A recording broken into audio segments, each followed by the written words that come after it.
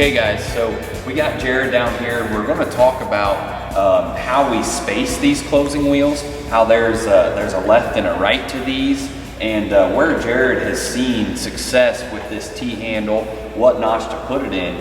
Jared, what have you seen with customers and while you're testing out in the field? So when we do any of these closing wheel studies, a lot of times it's in marginal conditions. Basically, the way our protocols are set up is we want to run them how the manufacturer wants it. So we just print the instructions right off the website. For example, these, they tell you to start there at the bottom, 1.25 inches between the tips, so that's where we start them at. From there, we basically just set it as needed in the field. And what do I mean by that? In our conventional or our work ground, we normally start in that first notch. If for some reason, if it's a little bit marginal or we think we need more pressure, we can go to the second. Normally in no-till ground, we'll start in the second notch and sometimes work down to the third notch. The one thing that is interesting on the pressure settings is that with these spiked wheels, when we're planting in marginal conditions, doing a closing wheel study, if it takes the second notch on these spiked wheels to get the furrow closed, it'll take the third and a lot of times the fourth notch with a solid rubber wheel.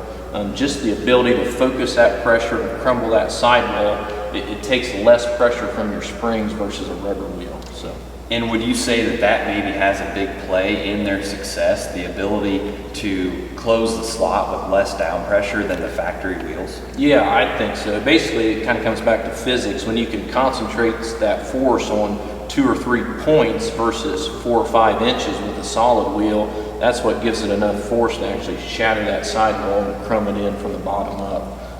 That's one thing. The other thing I really like about these twisters is the knuckle or the spike on them short enough that in our work ground, when we go back to conventional planting conditions, that you still get some of the firming action from the wheel. I've noticed with some of these real long fingered wheels that it almost tills the seed trench again. It leaves it too fluffy, especially if you're getting later in the season and starting to dry out. You don't have enough firming action to lock in moisture and get good germination and even emergence. So. Yes. Yep, and I've had a lot of guys comment on these being able to squeeze out the air pockets, but keep it firm to lock in moisture. So very good.